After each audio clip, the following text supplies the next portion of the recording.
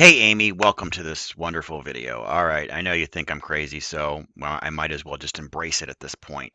All right, I'm noodling up some things with the program. Of course, you know I only have like 3 minutes a day to think about this, but I noodled this up this morning. You tell me what you think about this. I'm kind of liking it. I mean, literally, I did this in 10 minutes, and I'm like, ooh, this looks cool. I really like it. Of course, it could be a complete disaster, but all right, so here are some thoughts with the brand new iProgram. What I'm looking at here, unchanged, I-111, keep that, check. We're going to delete, we'll delete Gen 100. Bam, gone. Half a credit hour, whatever. We can take that content, really that student success, how to be successful. That's important stuff. We can push that out in different areas. Okay, we can push it out in definitely. Oh, this is going to work great. So your program will have a an orientation process, and the orientation process, and I'm going to call it an online program because it's essentially an online program, is three phases. There is a college orientation done online. There is an LMS orientation canvas done online. And then the part that we're missing, that we kind of half-assed done for the past 2 years, is the program orientation. Um, we'll have a much more robust program orientation like we have for a medical imaging program, which is online, for a healthcare administration program. You can do all kinds of cool stuff in that for 0 credit hours at zero cost, self-paced. Students can do it, anytime leading up to the program. So we're still going to capture all that student success information, specific within that. And then of course you're constantly hitting on those things all throughout, especially that first semester. So I feel good. I can sleep at night. We can get rid of that Gen 100. All right. So what we've got, okay, so we got 111. That's essentially untouched. We have the I-112 ocular terminology and blah, blah, blah. 4 credit hours, untouched. I-113, touched. Okay. That is the laboratory class. Split that bad boy down the middle. Okay.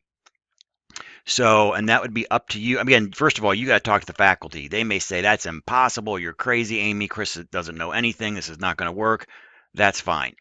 But just my gut on this. So, if we take that lab, split it into two, literally, it's going to be, half the amount of seat time that they have right now each semester. That part's not going to change. So, talk to your lab instructors. Would that work? I think, again, they're in lab. I think for like about almost 3-ish hours twice a week. That's going to be kind of, total of 6 hours ish. I think I'm looking at my chart here. I think that's about it. But it's going to be about 3-ish, 2 to 3-ish hours. There's an exact number of minutes, but about half the time they're going to be doing laboratory work. You and your faculty can discuss whether they want to do that on two separate days, a Monday, Tuesday, or let's say a Tuesday, Thursday, or just have one day. I don't care.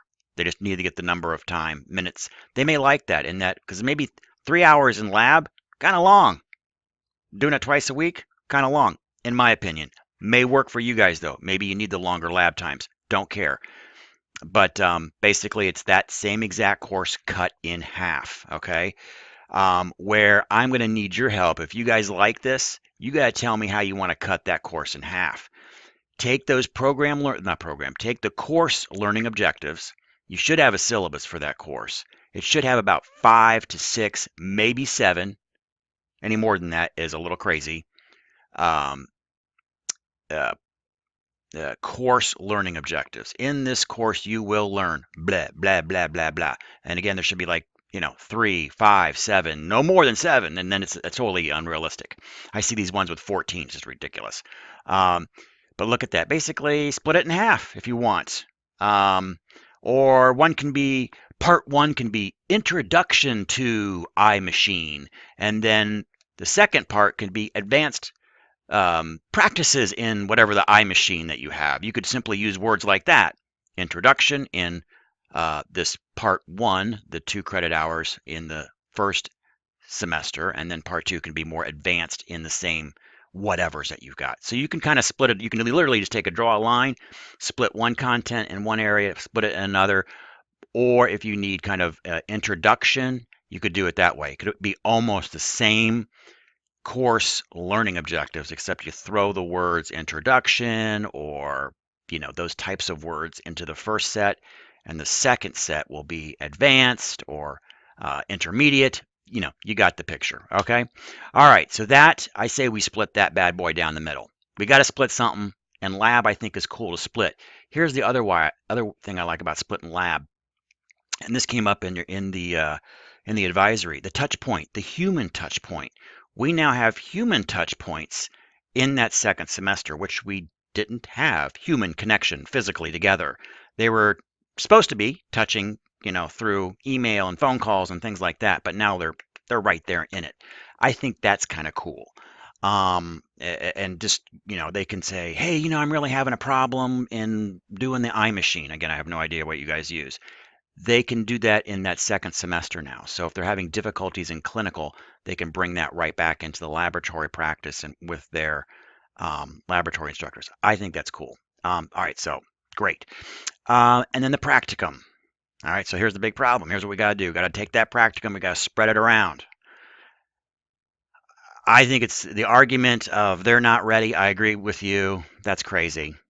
We got people doing sophisticated imaging exams and we're pushing them out in 2 weeks.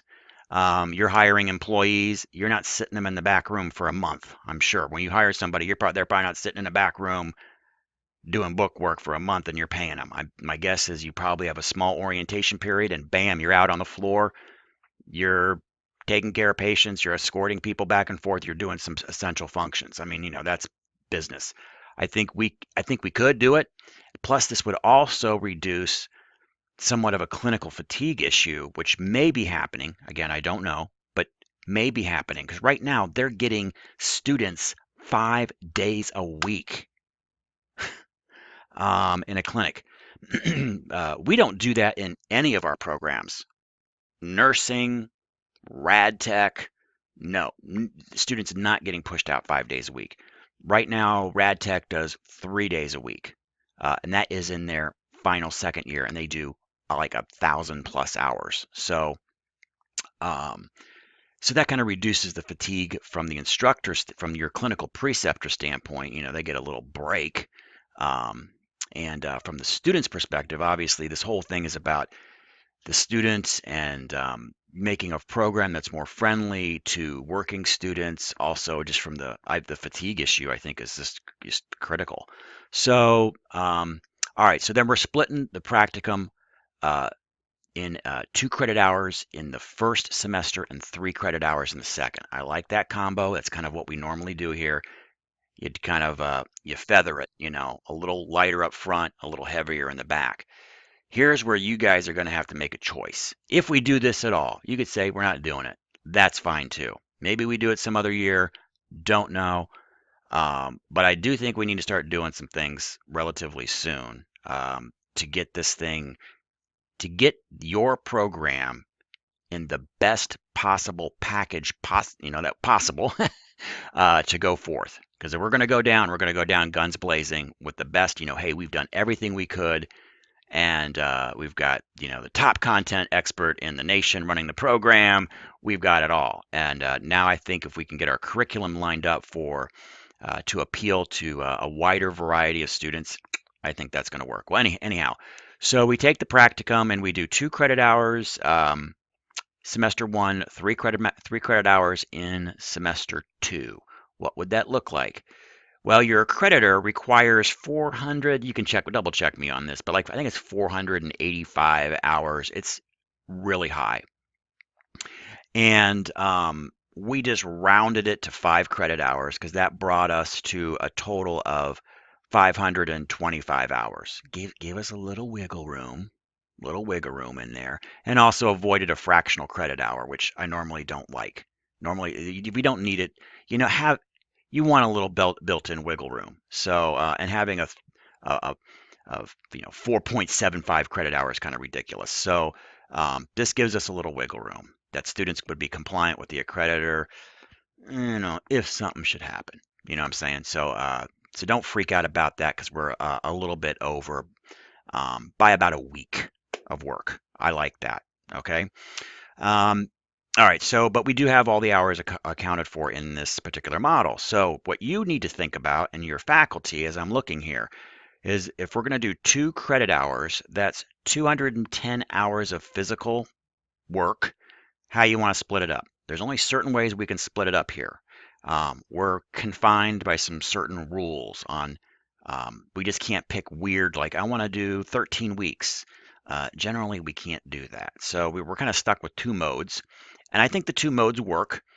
You can do an 8-week format or you can do full semester format. Okay, so these bullet points here basically are your 2 choices. If you decide to do the 8-week format, we would push it back to the second 8 weeks of the semester. Remember, a semester is 16 weeks long. That 16 weeks includes a finals week. That'll make sense here in just a moment. So for 16 for full semester classes, a class, 15 weeks is lecture and lab and all that crap. And then the 16th week here at the college is finals week. That does not apply to 8-week courses. 8-week courses have no finals week. You have a final, but you're also getting content within that 8-week. Okay, so this will come up. So we got 2 choices. So we can choose an 8-week format, the second 8 weeks of the fall semester, or we could choose a full semester option. If we choose the 8-week option, okay, that means students are going to be out there 3 days a week at 8.75 hours-ish, okay, whatever, for 8 weeks. Kind of grueling, 3 days a week, and you're working, 9 to 5:30-ish, okay? You're hustling, okay? If we decide to go the other route, but what does that do? That means you've got 2 months, well, actually more than that. You've got 3 months of prep, getting these guys ready, getting them ready. You got the first 8 weeks, they're in their classes, you're beating them down with the basic exams that they need to do, their terminology, their blah, blah, blah, blah, blah. You got 8 weeks with them before you send them out to the real world. That's kind of nice. But when you send them out to the real world, it's going to be 3 days and it's a smidge more. They're going to be out there. Okay. That may be fine. The other mode is you go for the full semester. When we go full semester finals week, typically clinicals do not take place in the finals week. So you're wondering, why the heck does he have 15 weeks on there? That's because we are supposed to, air quotes, schedule those clinical hours to be confined to those 15 weeks, where the 16th week is untouchable, sacrosanct. You can't touch that 16th week. Do students go to clinical in finals week? Absolutely, especially ones that need to do catch-up hours. That kind of a nice little buffer for students that need catch-up hours. But you got to remember too, it's finals week. They're supposed to be cramming on finals, doing all that stuff. So we cannot normally schedule clinical in that. So you're left with 15 weeks. That would make it kind of cool in that it makes it only 2 days a week at 7 hours a day. That is more of our mode here at Mercy College, is that 7-hour day. So I like that. Problem is, you're pushing students out in week 2. Hi, welcome to the program. Week 2, you're pushing them out. Corporate world? Absolutely. Again, someone's not going to be sitting in the back room for a month doing book learning and I'm paying them $9 an hour.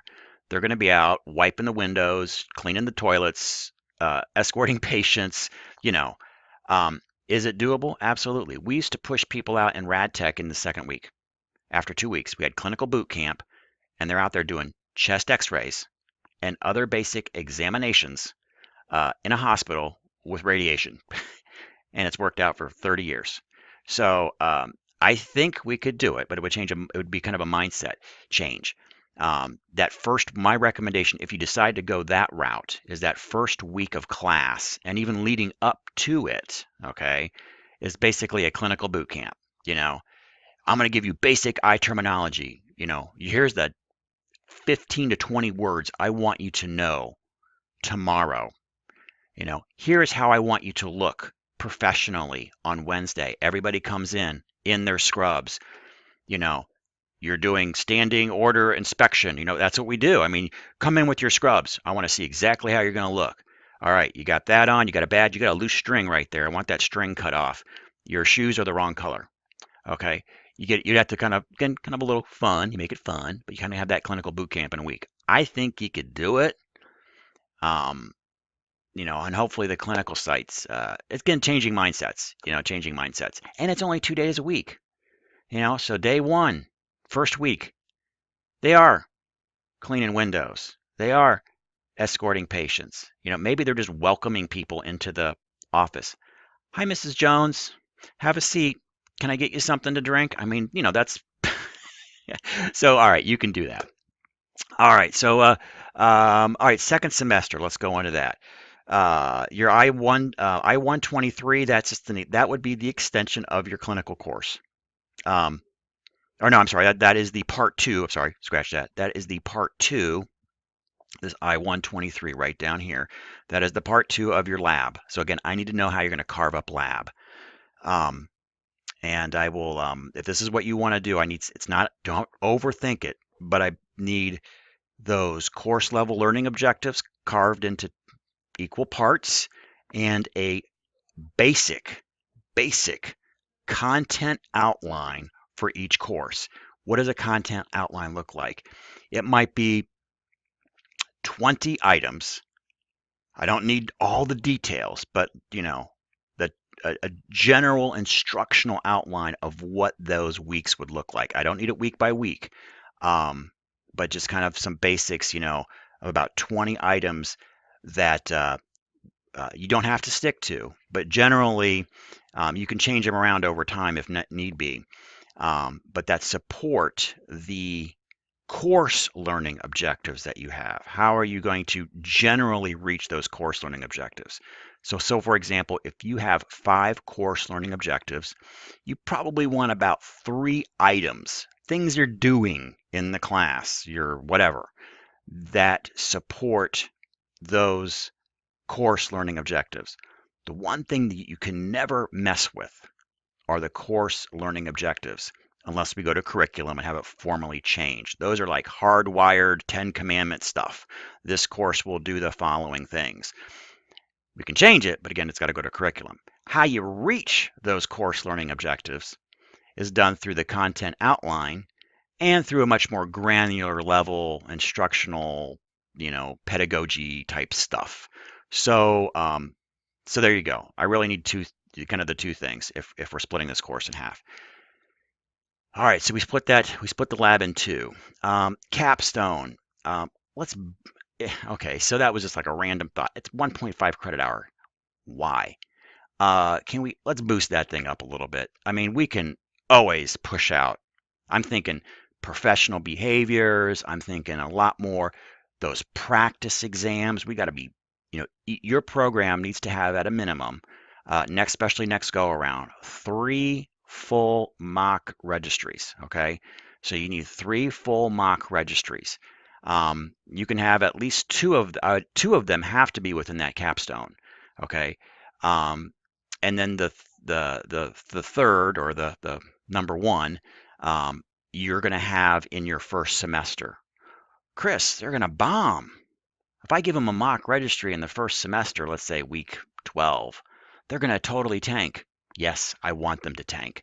I want them to see that registry, and I want them to be scared. I want them to go, I got to get my crap together. I just scored a 52%. Then in your second semester, that's where you track their performance. Then they get their confidence up. They take that next registry. Yeah, I got a 72. What's your cut score? Is it 75? I don't know.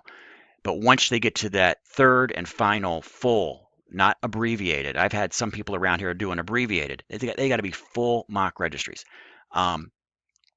They need to know what it feels like. I'm assuming your registry is probably 150, 200 questions. I don't know. I mean, you write questions for it, so beautiful.